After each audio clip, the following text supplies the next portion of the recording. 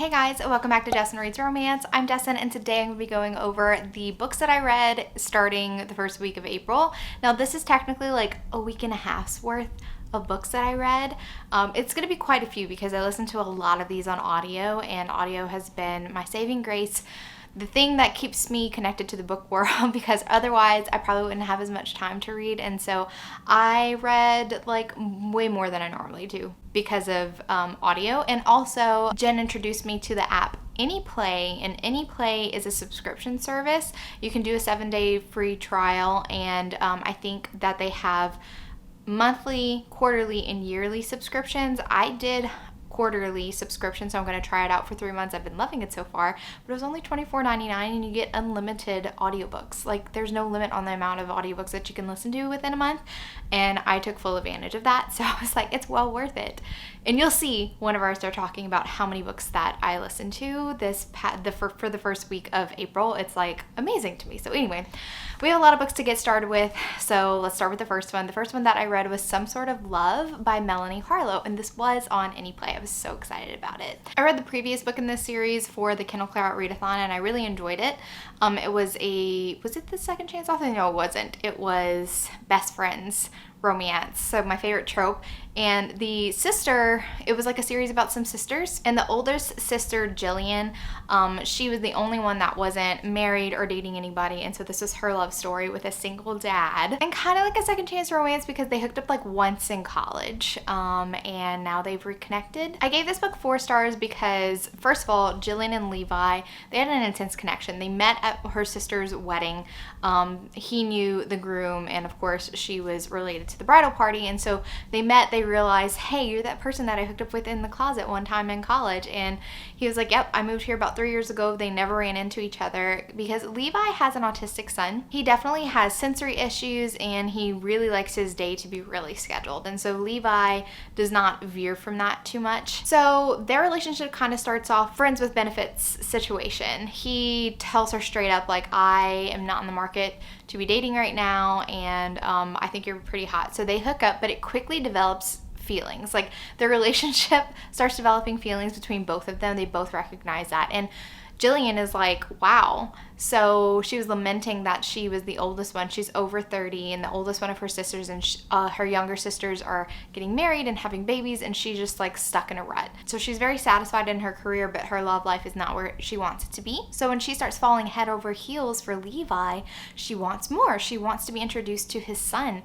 a son who is a huge part of his life. And Levi has some issues. Most of the baggage comes from his camp. He has a lot of issues because his son's mother just kind of like walked out on them. She couldn't handle it. She never really wanted to have a baby anyway. And his mom was pretty heavy-handed and made a lot of suggestions or criticisms of Levi's parenting skills, saying that they shouldn't, cater to his son's whims, because if he's having a bad day, Levi does everything that he can to make him more comfortable, and he's very frustrated with the amount of criticism that his mom and his sister have given him. Jillian sometimes makes some suggestions, and sometimes they work, and he just kind of has like a hair trigger reaction to somebody giving suggestions on how to parent his son. And he puts off letting Jillian meet his son for a long time, and that's pretty much the big conflict. And I really didn't love this. I didn't love how Levi was just kind of like stringing her along, promising her a lot of things, but he really didn't feel like he was ever going to take that last step unless it became like dire and somebody pushed the issue, which Jillian eventually does. So anyway, I enjoyed this book. It was a little bit heavier, but I really enjoyed Levi as a single dad. I really love single dad romances, and I thought that their chemistry was really hot. So again, 4 stars. The next book that I read was The Black Fox by Brianna Hale.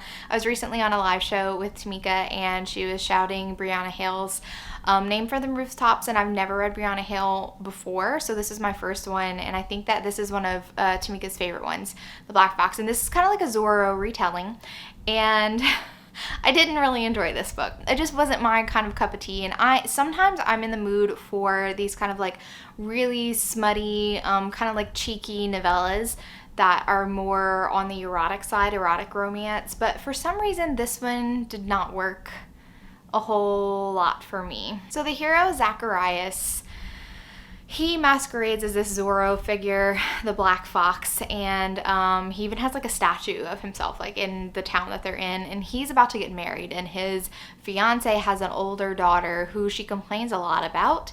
And this daughter, Lolita, and I automatically have like I know that this is a real name, but I automatically have a gut reaction to that name because of the book Lolita, and the fact that this girl is like 17 and this is an age gap romance, forbidden romance with like a stepfather and a young girl, and the way that he reacts to her whenever he first sees her is like very sexual in nature, so it kind of made me a little bit uncomfortable. And I'm not one to get uncomfortable about huge age gaps, I'm just not, but like the circumstances felt icky to me and I didn't love it. So Lolita says that her mom's lying about her behavior in school and stuff like that, and she and Zachariah takes on daddy role very quickly, wanting to punish her and stuff, and she's like, I hate you. But then whenever she runs into Zacharias in his Black Fox costume, she pretty much is like, Black Fox, I've been in love with you forever. We met like once whenever I don't know, was she 15 or 16 or something? And she's just like, I'm in love with you. And like, why are you in love with him? I don't understand. So the romance itself, nothing was doing it for me, and I didn't really love the sex scenes either. So I'm gonna give this book sadly a 2 stars. Maybe I'll try her out again. I'll go like sleuthing through the synopsis of her backlist and see if something like really like catches my eye, and I'll give her another try, just not anytime soon. Next, we come to my first DNF of April, and that is the Allure of the Vampire King by Bella Klaus. I saw a couple of ads for this book and I was like really interested because it had some high ratings, and I wanted to get more into like paranormal because I've been really slacking on that this year, so I decided to pick this one up. The sad thing is, when I first started this book, it was so promising. So the heroine, Mira, she's kind of like a dud. She comes from a magical family of like witches, but she doesn't have really any powers of her own. She can only really sense other magical creatures, and something happened in her past that made her leave her community of like witches. And so now she's in London, in this city, and working at kind of like a metaphysical shop with another kind of like dud. I forgot if they had like a name for that type of person with no magical abilities but who is born to magical people. And so she works at a metaphysical shop, but the very first scene that we get with Mira is she's walking alone at night or very early in the morning, and she like feels something watching her, and she's like, it has to be a vampire. And there's like 2 different kinds of vampires. I didn't get as far as I would love to have done in the novel to get more of an explanation on the difference between the 2 kinds of vampires. Like some are like soulless and some have a soul. Anyway, so she's been in London for 3 years, and she keeps thinking about like this event that happened that forced her out of her hometown. And there's some weird things that keep going on. She gets delivered this gift, and it's this bracelet. It has like this firestone in it, and it automatically latches to her arm. And then like it eventually fades into this tattoo, and it's like, oh, what is going on? Then this vampire appears. His name is Valentine, and lo and behold, this is Mira's ex, and apparently they had a relationship, but something went down where he told her that they would never be able to be together. But like Valentine's looking at her like she's crazy. He's like, that never happened. And so it becomes this whole like misunderstanding. Somebody wiped her mind, put some new memories there, and she's like super quick to forgive, forget, and just like take his word for everything. I don't know. I feel like they had the same conversations over and over and over again without any answers. She kept asking, please explain this, you're not explaining this, and he would answer with a question. And so nothing was getting done. This conversation happened like 15 times, and I'm like, does the author not know what filler to use? Because she has an end goal. I can see the end goal, but like everything that's happening, it's useless. Nothing that's happening furthers the plot. None of the conversation furthers the plot. So I decided to DNF because I'm like, I'm just not going to waste it. The potential was so there and it just turned into this big kind of like messy, uninteresting thing. And it made me not like the characters. Then we move on to Cherry Bomb by Carmel Rhodes. Last year I read Truly by Carmel Rhodes. I really loved it. That was a dark romance. And so I have been meaning to try out Carmel Rhodes for a while now, and a lot of her books are on KU. I picked up Cherry Bomb because it was an age gap taboo romance, and this is the first book in her Brighton University series, and it's kind of like I'm falling for my roommate's dad, a strange dad romance, so pretty big age gap. Cherry is like, she has a chip on her shoulder. She dresses very like alt, a little bit goth. She has tattoos. She works at this steakhouse and she's struggling a little bit for money. We know that her home life wasn't that great. Her dad has struggled with addiction in the past. Her mom's like not in the picture. And she has this sister who I think her natural hair color is like blonde. She like purposely dyes her hair black because she like doesn't want to look anything like her sister. We eventually find out that her sister did something to Cherry and Cherry was just like, no, can never forgive you for this. So one night whenever Cherry's working her job as a waitress at this steakhouse, her boss is like really understanding, and I really like that because she's like not always punctual and she's a little bit sassy and uncouth and stuff like that, and her boss just kind of like gives her a helping hand anyway. She waits on a table of friends of her boss, and this new guy's there, and he's British and his name's Cash, and they have like this little flirtation going on. They go to like a bar next door, and she takes like the hostess with her, who's a new girl, Emma, and they go next door. Her and Cash are like super flirty, and then they end up by banging. Then her roommate, who she met in college, they were like forced to be roommates, they didn't know each other, and they ended up by clicking, and so now they are best friends. Her best friend has an estranged father. She thinks that her father never wanted to be part of her life, but we do find out eventually, and she's not aware of at first, that her father didn't even know that she existed for the first 17 years of her life. Guess who the dad is? It's Cash. So when Emma takes Cash to the steakhouse, because Cherry kind of suggests that, like, well, if you're nervous about it, like, bring your dad to the steakhouse and I can fake an emergency if you need anything. Well, whenever Emma and Cash walk in, like, she thinks, like, oh, Cash is walking in for me. And then she realizes, like, oh my God, you're my roommate's dad. And they're both really shocked about this, but neither of them want to give up their relationship. And Cherry really does struggle because she's like, I don't want to lie to my friend. I love my friend, but like me and Cash have like some intense sexual chemistry, and I really like it. She's kind of like a self-destructive heroine. And sometimes I don't love heroines like this, but for some reason Cherry just worked for me. I don't know if it was my state of mind while reading it, but I was just like, really gung-ho for this couple, and I really loved it. And shit hits the fan, of course, but I loved all the drama. It was really fun, and I really liked their connection, so I give this book 5 stars. Then I read the next book, Midnight Kiss, which is about Emma, who is the new hostess, and Logan, who is another friend. He was like very surly. We can see that something's brewing in the background in Cherry Bomb, and Emma is running away from something. She moved cross-country to California. There was a scandal that Emma was a part of. She was a babysitter, and she's going for early childhood education. I think that's what she's going for in college.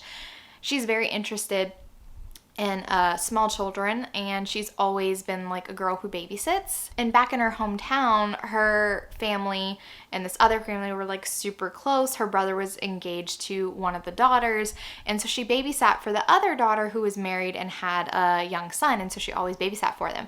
Well, the husband eventually started coming on to her, and she was only like a teenager. She was like 16, 17 years old, and she thought like she was in love with him, and we all know that he was using her. And so that was like the big scandal whenever that was all found out. So she's like super embarrassed, and she goes to California. She completely changes her look. She dresses like very conservatively now, and she just wants to like leave that all in the past and move forward with her life. Then Logan, the guy who she hooked up with, is a single dad and needs a nanny. So it's kind of like history repeating itself. She chastises herself. She doesn't want to be put in that position, but like Logan's making her an offer that she can't refuse, and part of it's kind of like to bang. I didn't enjoy Emma and Logan's relationship as much as I enjoyed Cash and Cherry's relationship, but it wasn't a bad book. It just wasn't as good, and I read these books back to back, so I only gave this one 4 stars. Next, I read Lord Holt Takes a Bride by Vivian Lorette. I listened to this book on audio. I did not enjoy this book. I'm still gonna give her a try. I have the second book in the series, but this one just didn't work for me. I felt like there was a lot of stuff going on. There was the heroine, who I forget her name, Winifred, and then Asher, Lord Holt. So Winifred, she's engaged, betrothed to this really old dude. Her parents really want her to marry him, and she decides to run away from her own wedding and jump in this carriage. She thinks that the person in this carriage is the cousin of one of her friends. And there was a flashback scene. Like I said, there's a lot that goes on. There's a flashback scene of her friends kidnapping this lord, which just so happens to be Lord Holt, to like study him And the series is called The Mating Habits of Scoundrels because they want to like study scoundrels and stuff. And so they kidnapped him. It was a weird, bizarre situation. So Lord Holt is in front of the church because he wants to get kind of revenge on the girls for kidnapping him. And he knows one of them's an heiress. And that's Winifred. And so she just like jumps into his carriage and he's like, wow, that was easy. I want to kidnap her. And now here she is. And so they start going on their merry way with her thinking that this is the cousin of my friend. And he just like, I'm going to let her believe it for a while. And there's like a bunch of confusion associated with this. And I'm just like, I don't know. It was a lot of like on the road, some ruffians are after him because his father is horrible. He has a real big gambling addiction. He's a marquis, but he has like no money. And he sends thugs basically to his son. I mean, like, my son's gonna pay you. Like, he has not a care that these people could hurt his son, Asher. He's very selfish and narcissistic, and I hate the father. He's like horrible. But anyway, I just didn't really enjoy these characters. Spell, mail must be getting delivered. I didn't feel like the chemistry was that great between them.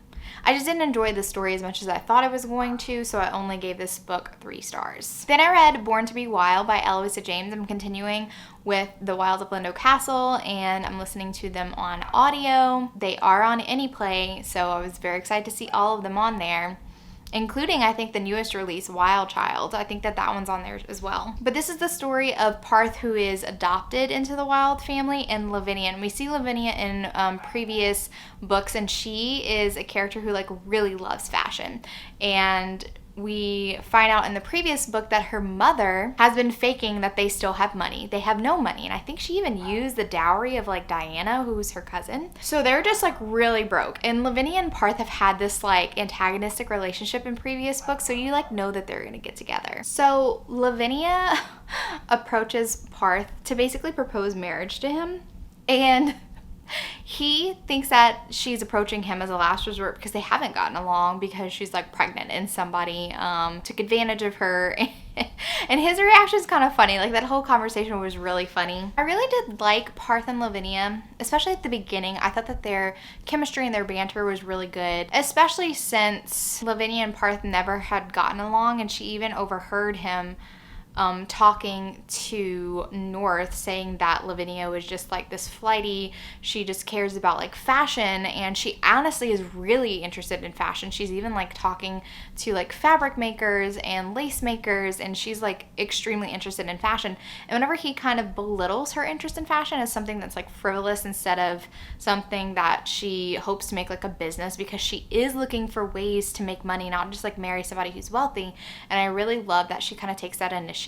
And so she was hurt because she overhears Parth's words, but Parth is also fighting against his growing feelings for Lavinia. There was a couple different like points of conflict. Like, Parth has this woman that he says he's going to marry, but they're kind of just like friends, but she's looking for like another person to wed. She actually had North in her sights before she found out that North was marrying Diana. And then Lavinia's mother has been like committed because they said that she has a problem, and she's also been taking laudanum for too long, so she's an addict. I didn't really love the conflicts that came up in this one, but I still enjoyed the story. It's just like the Wilds are a family that I just really love the interactions with them. Lady No, which is the aunt, I love her. She's such a good maternal figure. I did enjoy this one. This wasn't one of my favorite ones though. I still am going to give this 4 stars. Oh, and this was like the start of this pattern, and I'll talk about that. So next I picked up Thief of Shadows by Elizabeth Hoyt. This is the 4th book in the Maiden Lane series. I read the first 3 books in the Maiden Lane series about like 4 or 5 years ago, and I never continued with it just because I got distracted by other things. And recently, Crystal started reading the series, and once she got up to book 4, when she decided to pick up Thief of Shadows, I'm like, well, I'm gonna read it too. I'm really glad that I picked this one up.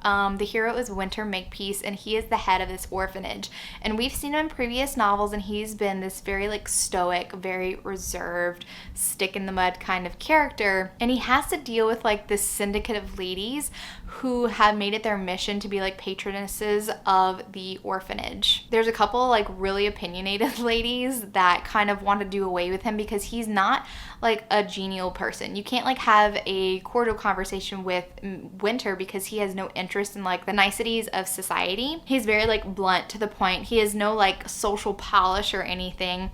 And since his sisters are not in town, there's a couple of ladies that think that, what is her name? Penelope is being unfair to Winter. And so Artemis and Isabel is our heroine, decide that maybe they can help him. Maybe they can give him pointers on how to be like more of a gentleman so that he won't be replaced or booted out of the orphanage, because this is like his life's work. So Isabel approaches him, offers to teach Winter, and at first he like refuses because he's like attracted to Isabel, and there's like some other things that are going on that I don't want to say anything because it's kind of spoileries if you have not read the first 3 books, so I'm just going to just skip all over that. But the chemistry between these two characters, when Isabel starts giving him lessons, and there's so much innuendo going on there, and like Winter can flip a switch and become like this very flirty guy, and I'm like, whoa, Winter, where did that come from? This book was so hot. I love this book so much. And Isabel, my heart went out to her conflict, her past, which she struggled with. She's had a couple of miscarriages. She is older than Winter, and so that kind of comes into play, her being older than him and her saying like, I'll never be able to have children, why would you want me, type of thing. Like, she uses that to kind of push him away, and I love these two together. This is my favorite book in the series that I've read so far, I'm pretty sure, and yeah, I just love it. I love this step back too. It's gorgeous. Look at that. I love her dress. Elizabeth Hoyt has some of my favorite step backs. They're just really gorgeous. So 5 stars for Winter. Then I buddy read The Sharebook Bride by Catherine Coulter. This book is like really shiny, so like it reflects a lot. I'm gonna try not to have it flash to you guys, but this is a buddy read with Jen. Jen loves Catherine Coulter. She used to own a lot of them. I got a huge lot of Catherine Coulter's like a month ago. I even sent her the first 3 in the trilogy because all the books that I got were in really good condition. I had duplicates of the first 3 in the Bride trilogy. So I sent them to Jen. I didn't know what to expect for Catherine Coulter because these are one of like the older historical romances. This book was written in 92. I've read books that were written in the 70s and 80s, and you run into some things that are just like, they're just not done in modern day historical romance. And so I don't go in looking to dock points from an older historical romance that I'm just like, it's very common with all historical romances of the time, and we all know that this is not like the standard that you emulate anymore. So I'm not gonna dock points for like iffy consent and like overly alpha males. Like, you know, you're gonna get them in here. So I was just like going in, seeing if I was going to like the characters and the story, and guess what? I actually really like this book a lot. I kept messaging Jen and I was just like, this book is really kind of funny. I'm laughing out loud a lot. These characters were a lot, but I like them. So Douglas Sherbrooke is the eldest, and he needs to marry and start producing heirs. And he had once turned down this girl, Melisande, because he was young and he wasn't finished sowing his wild oats. That's another thing. Like, you literally open to all the, I almost said the wild siblings, the Sherbrooke siblings, talking about their bastards. And it's kind of like, whoa. They're just like, it was a little bit wild. But now Douglas is like, I'm ready to settle down. And Melisandre's father is a duke, but he has no money. And his wife like doesn't understand the word economical. Melisande, his oldest daughter, is like the diamond of the first water. Everyone thinks she's the most beautiful thing. She's, you know, wearing beautiful dresses and stuff. And his son has a gambling addiction, and he's like, I don't know what to do. Like, my girls have to marry well because we don't have any money. And Douglas has offered to marry Melisande. Well, Melisande is a little bit vain and a little bit vindictive. So when Douglas sends his cousin to marry by proxy Melisande for him, because he had to like go undercover, he like kind of works for the crown undercover, his cousin goes there and the cousin falls in love with Melisande. They ended up by getting married, and Melisande's like, this is a big F you to Douglas, who once turned me down. So the father's wringing his hands and like, what to do? Alexandra has always had a crush on Douglas, and so she's like, I mean, maybe I could marry him. So Tony, which is the cousin, ends up by marrying by proxy Alexandra to Douglas. And they all go to the Sherbrooke estate, awaiting Douglas's return. He returns to find that the wife that he thought he was going to be married to is actually married to his cousin. And Alexandra, who is not as beautiful as Melisande, is his new wife. And he is livid. And he makes no bones about saying, like, I don't want her. What? Like, No, I want Melisande, the beauty. And so this is like the start of their relationship, and he's like quick to cut Alexandra down, but Tony's just kind of like, dude, I did you a favor. Like, you're gonna see, you don't need Melisande. Melisande is vain, flighty creature, definitely not like countess material. And what I love about this is, so Douglas is an ass a lot of the book. He's an ass. But Alexandra, even though she's the more reserved of the siblings, whenever she has like enough is enough, she goes toe to toe with Douglas, and she does so many things to him. Like one time she wants to go riding and he's like in her way, like in the horse's stall, and he's being an asshole. So she takes a rake and literally like punches him in the stomach with it to like get him out the way, pushes him off of a horse. Like, it's wild. This girl is amazing. Like, she will not take his shit. And it just made the book for me. The only thing that I didn't really love is there's a conflict in the end, and I thought it was kind of unnecessary. It did make Douglas realize that he truly was in love with Alexandra, like admit his actual feelings, but like it was kind of a harrowing situation, and I feel like it was glossed over a lot. So I'm only going to give it 4 stars, but like that's really good for reading an older historical romance. I don't always find ones that I really love. And it does have some problematic content in it. I'm not saying it doesn't, because it really does. But I still enjoyed it a lot. Oh, wait, hold on. This is actually a bookmark that Jen gave me. And she knows me so well. So it says she believed she could, but she was really tired, so she didn't. She's sleeping. Because I fall asleep a lot, like early. I'm a grandma. My bedtime's really early. Not like super. Anyway, I just don't stay up as late as her. So oftentimes she'll be messaging me and then she's like, I guess you're asleep. Yeah, I'm more often than not asleep. This is going to be such a long wrap-up video because I have so many books to talk about. The next book that I read was Dark Sky by Cressley Cole. I was like, I need to catch up to the Moors After Dark series. There's a chance that McCreeve could be coming out this year. Not McCreeve, Monroe could be coming out this year. And so I'm like, I have a couple books to read. I have 3 books to read. I haven't read the Dations books, which I'll circle back to them after. But anyway, so I needed to read. The last book that I read was McCreeve last year. So Dark Sky was the next one up. And this one has been like a long awaited. I started Dark Sky and I didn't read the synopsis, and I was like, oh, this is Lanthe and Thronos. And this couple kind of has been teased since like book 6. Since Sabine's book. And this is like book 14. The way that these timelines are so on top of each other annoys me just a tad bit, but Cressley Cole knows how to write her damn stories because I really love this book. Lanthe and Thronos are enemies because they have a very detailed history, very complicated history. They used to be best friends. He is like this angelic race that is rumored to be kind of partially demon. They deny all their demon origins, and they're called Reckoners. They kind of like police some of the Lorians, and whenever they were young, and he kind of knew like this is going to be my future mate, they were best friends, and something happened. Lanthe feels betrayed by Thronos. Her parents end up by getting killed. Her sister ends up by dying, Sabine. This is like a part of Sabine's story that like she keeps dying. And Lanthe, she has like this persuasion power where she can like command people to do whatever she wants. So she commands Sabine to like live. So she keeps resurrecting Sabine every time that she dies, which is really kind of cool, but also traumatizing, especially since it happened to such a young girl. And when this happened, she blamed Thronos, and we get like the reasons why, like what exactly happened, what led up to this. And she told Thronos to jump out the window, and he's a winged being, and to not use his wings and to fall to the ground. So he is scarred and he is in pain, and he has been stalking her for like centuries. And he finally catches up to her on Torture Island, and a lot of things happen. And this couple, they go through some shit. I feel like Cressley Cole's books feel a lot longer because so much things happen. It's always like a journey. The hero and the heroine are going on a journey together.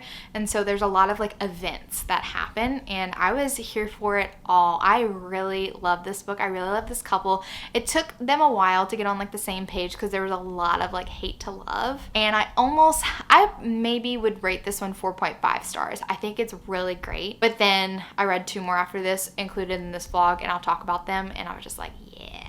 I'm sorry, I just read one after this, and that one was just like, ugh, I fucking loved it. So anyway, I really like them as a couple. I really like the revelation of their history, and also I like seeing Thronos' people, and I know that I kind of missed a little bit of some background with his brother, Aristo, I think his name is, with the first Dacian book, but I'll circle back around to it. Even though I'm spoiled for it, it doesn't matter. I'm going to go back and go read that one just after I finish Wicked Abyss, because I already read Sweet Ruin. Next is my second DNF for April, so I already have 2 in the first week, but I read a lot, so whatever. I started reading Brutal Prince by Sophie Lark. The Freshman was recommended on Patreon for us for the month of April. Our theme was new adult romance. Somebody recommended The Freshman by Sophie Lark, and this is kind of like a spin-off. It's the next gen from her Brutal Birthright series. So I picked up the first book, Brutal Prince, and this is an enemies to lovers romance, mafia romance, and an age gap romance. Ada is the daughter of this like Irish mobster, and then Callum is the son of this Italian mobster, but he is kind of more into like the political aspect of it all. Like he's like cozying up to like politicians and stuff like that. Well, one night, sister of Callum, the sister of the hero, is turning 19, so she's having this really big party. Ada decides that she wants to go crash it, and she and her brothers go crash the party. She needs to go to the bathroom. She goes inside, and she ends up by like kind of snooping around. She just ends up in this library/office, and she's looking at stuff on the mantelpiece. She sees this pocket watch, and then she hears a sound. So she pockets the pocket watch and goes ducked behind this chair. And Callum, who is the oldest son, appears, and he goes sit down on the desk, and she's like, I don't know how long he's gonna be here. But she makes this decision in like 0.2 seconds that since she doesn't know how long he's going to be there, and she might be stuck there for a while, she doesn't want to get caught, that she needs to create a distraction. So her plan is to set the curtains on fire to create a distraction. Hopefully, even though he'd be walking towards her, he would not notice her going around and exiting the library. Well, like somehow the curtains go like up in flames. Not just like it catches on fire, just like up in flames. Of course he sees her, but he's too busy putting out the fire. He puts 2 and 2 together whenever he sees one of her brothers, who is very tall and he's like a basketball player. And he decides that there's going to be payback because they're encroaching on their territory. They're trying to make mess. Like, what are they trying to do? And he notices that his grandfather's pocket watch is missing and that it was stolen. He finds out from some party goers where they're going to be later, and Ada and her brother, who is the basketball player, who really doesn't want to become part of the mob. He's the most straight-laced of them all. He like wants a pro athlete career. They are at like a pier hanging out, eating some food, and Callum comes with like the enforcer. And once Ada realizes that Callum is very like mad because of the fire, but also because his beloved pocket watch is missing, instead of her handing it over, and I saw this from a mile away, I'm like, you're with your brother who really has nothing to do with like this mafia mob business, and he's the one that's going to get hurt because he's trying to protect her. Well, instead of giving it to Callum, being like, it was a mistake, apologize, sorry, that's not her style. So she is brat, and she throws the pocket watch into the frickin' ocean. The enforcer like crushes her brother's knee, and I was like, I knew it.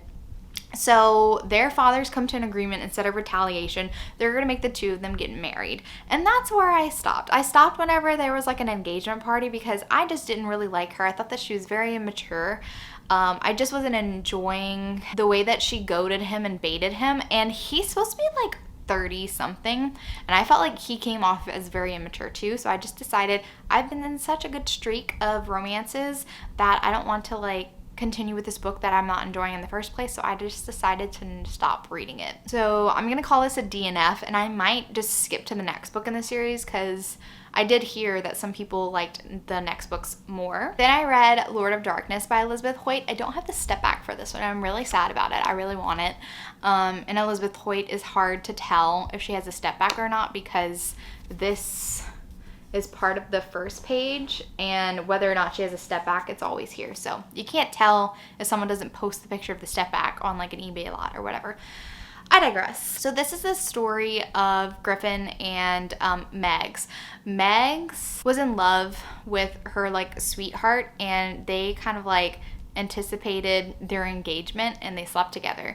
She gets pregnant, but he dies. And so her brother arranges for her to marry Griffin, Lord St. John. He is a widower. His wife was sick, something like cancer, and he really had no intention of ever marrying again, and he kind of lives in this decrepit townhouse that he hasn't really been taking care of. So Megs and Griffin had like a marriage of convenience. They never consummated the marriage, and she actually miscarried the baby. So they kind of like got married for no reason. But she's been living at his country estate, not in London, for the past couple of years, and she's grown really close to his stepmother and his sisters and stuff. Well, she decides to come to London because she actually wants a baby now. Is a little bit lonely, and she needs to discover how to seduce him into wanting to have kids with her. So at first he's kind of resistant to the idea, but she kind of encroaches on his London townhouse, and then with her like aunt who's partially deaf and the dog. It's kind of a comical situation because she brings his house to life around him, and he can't help but become just a little bit interested in Megs. And I really felt for Megs a lot. She was such a great character, and so was he. It was a lot slower paced relationship, especially coming off Thief of Shadows, but I really did enjoy them. I thought that they were a really beautiful couple, and of course the mystery of the ghost of St. Giles and the secret identity stuff still happen in this book. I really love that element. It's just a really fun audiobook to listen to. I really love listening to these books on audio. They're the best. So I'm gonna give this one 4 stars. I thought I grabbed this one, but I must not have. I don't feel like getting up because I'm like, need to wrap this up. Then I listened to Say No to the Duke by Eloisa James. This is the next book in the series, and this is Betsy. Her real name is like Boadicea, because the father named all of his children after like warriors. And Jeremy, who we see in the previous novel, he's kind of like has this PTSD. He was in a war and he lost a lot of his men. A lot of people kind of like blame him for the loss of his men, and so he is in a pretty bad place, and Parth had brought him to the wilds, Lindo Castle, to kind of rest and recuperate. And he's kind of like this surly guy. At one of like the balls that is happening, or the get-togethers that is happening at Lindo Castle, he is in the billiards room, and he's just like quietly drinking by himself, brooding, and this couple walks in to the billiards room, and it's Betsy, and she is being proposed to, but she rejects this proposal. Jeremy kind of like makes himself known, and they start like having this conversation, and you can see that Jeremy and Betsy kind of have this easy relationship. He says a lot of things to try to shock her, and she's kind of unshockable. You can see the chemistry brewing from this one conversation. And later Jeremy bets, because it's funny because she's really good at billiards, okay? She's really good at pool, and she wanted to play her suitor because that's like one of her prerequisites for marriage. She wants to see if they're any good, if they can beat her. So later on, she and Jeremy end up by playing a game of pool, and they bet something. So she is very adventurous, and she laments that girls can't do what a lot of guys can do.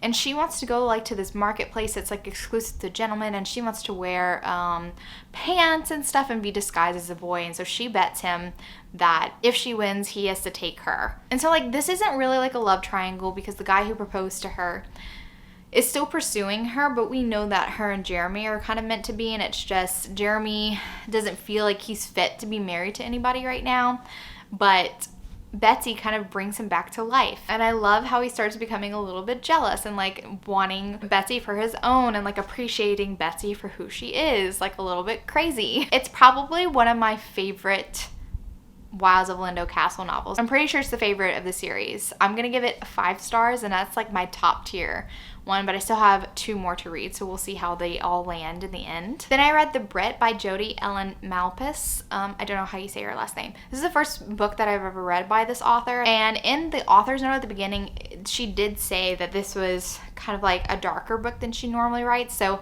I have nothing to like judge this against. But the hero, Danny, is this British mobster in America, and the first chapter kind of tells his origin story.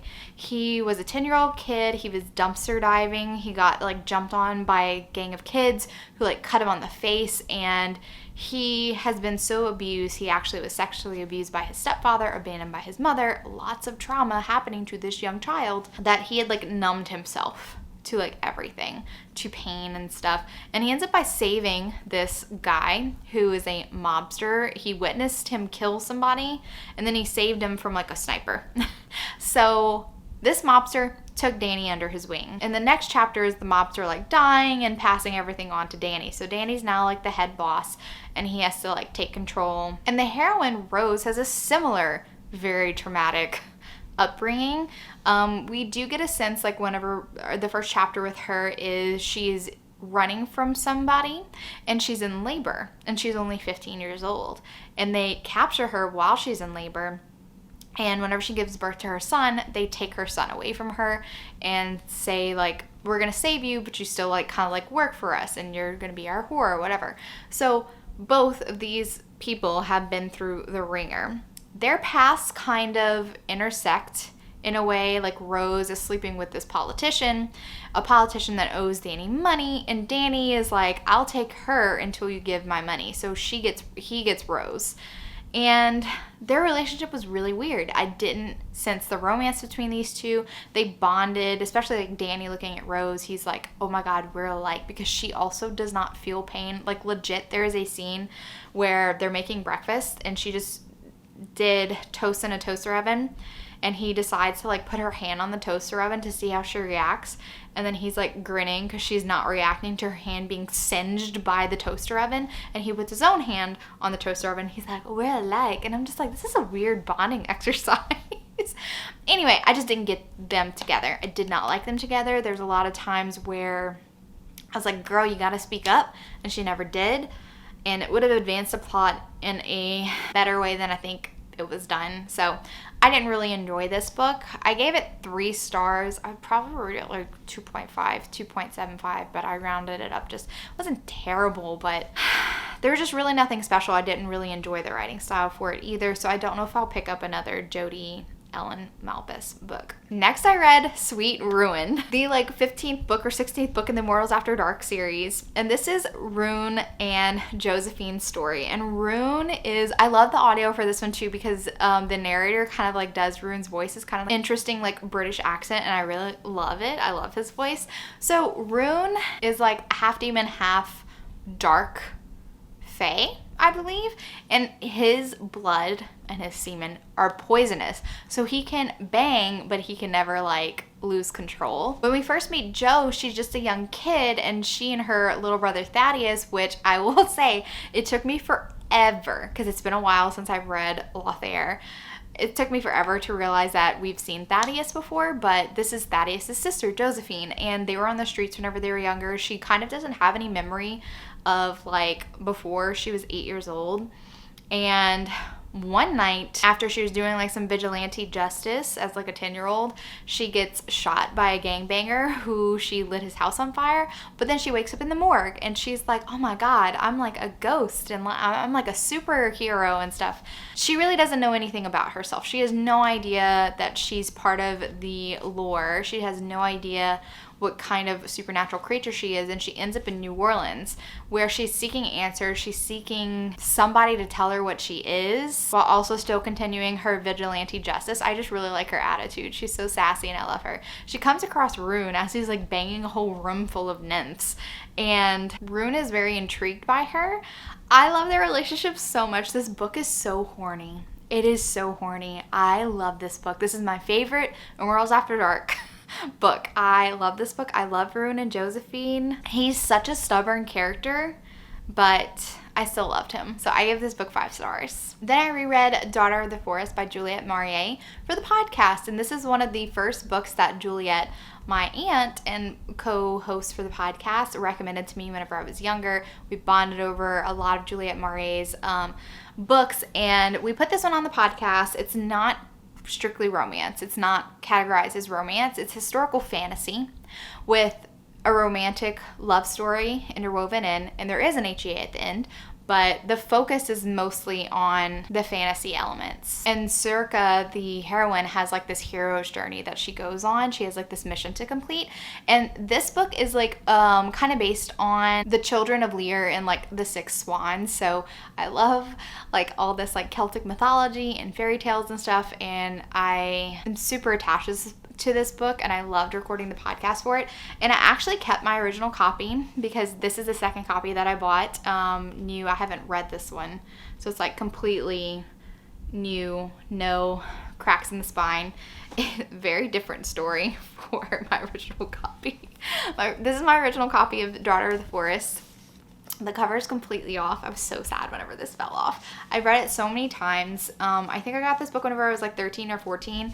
I used to read a lot in the bath. You can totally tell. Like, it's just so bent, out of shape, and it was so sad, but I didn't want to get rid of my first copy because I'm nostalgic like that. So I still have this one to just look at and hold and keep.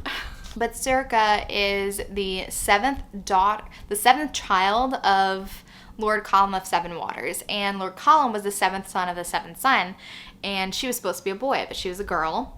And then her mom died giving birth to her. And so her father went into a depression after this, and her 6 brothers kind of raised her. I love the relationship between all of the children. They kind of grew up a little bit wild. They're in Ireland. This is like happening in like the 800s in Ireland, whenever there's like, you know, Vikings and Picts and Normans and all kind of stuff happening. And there is a war between like the Britons and the Irish. Her father is kind of channeled all his energy into this war. Some of her brothers are also interested in the war, not to the extent that her father is, but then she also has some brothers that are kind of a little bit more magical, mystical like her. She and her brother Finbar can actually kind of talk mind to mind, and they're kind of like minding their own business, a happy family, until her father decides to remarry. And this lady that he remarries, Lady Una, is bad news. Circa and her brother Finbar and Connor, who her brother Connor is like a scholar, immediately know that she is something other, and she's here to like wreck their world. Circa and her brother Finbar actually recently had rescued a Briton, someone who was the enemy earlier, which comes into play with this story. And so the Lady Una gets the upper hand, and she ends up by turning her 6 brothers into swans. And Circa has seen the fair folk, which are the fairies, and so she asked them for help, and they're like, if you want your brothers to turn back to men, then you're going to have to sew them 6 shirts.